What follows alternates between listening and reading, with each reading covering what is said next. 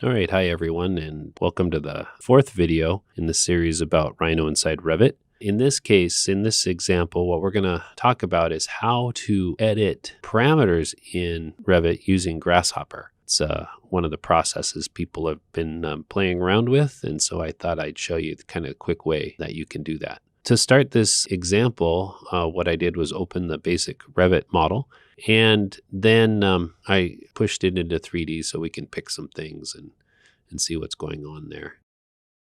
And in this case, I have the Rhino add-in running.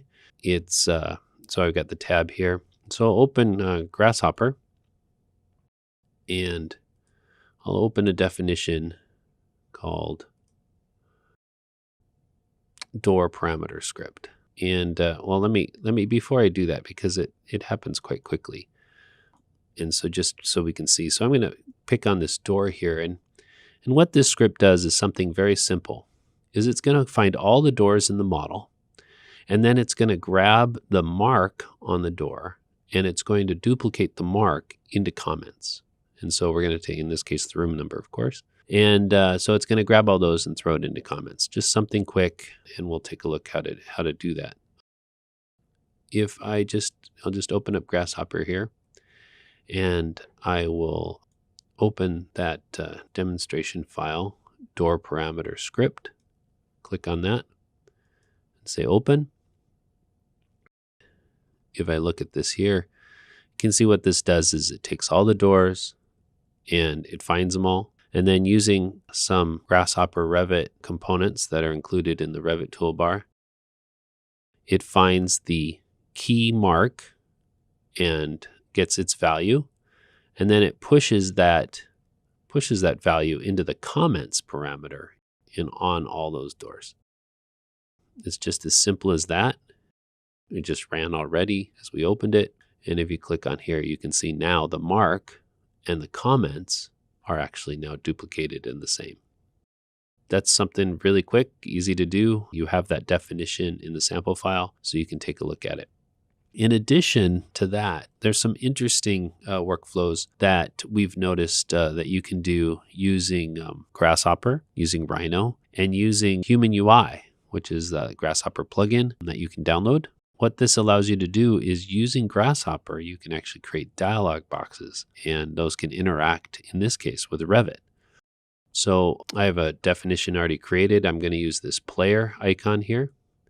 And we'll go to sample write sheet with the Human UI script. We'll say open here. And what Grasshopper has done, even though Grasshopper doesn't show up because we use the player, it created this form using Human UI. And this form is tied to the sheet drawn by and checked by parameters. And so I can come here and I can update the names here. If I just hit the update button here, you can see that by typing it in here, this updated right here.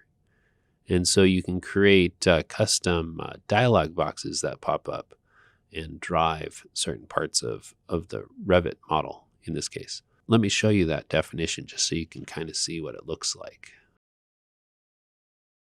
So we'll close this one.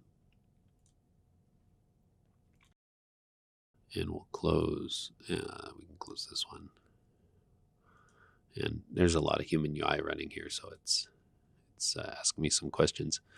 But I'm going to go right here and open this up in Grasshopper. And so just so you can kind of see how simple this is a standard Human UI interface in Grasshopper. Very simple. Launch a window, have a couple text boxes, and have those actually draw. This component actually draws them on the screen. And then it also looks at the values that come out of those two text boxes. And then based on all the sheets it can find, going through, finding all the sheets in the file, all the elements, which are the sheets themselves, and then adjusting the parameters of drawn by and checked by through here. And so just run this, in this case, I set the Human UI to true so that when you run it, it brings up the Human UI right away.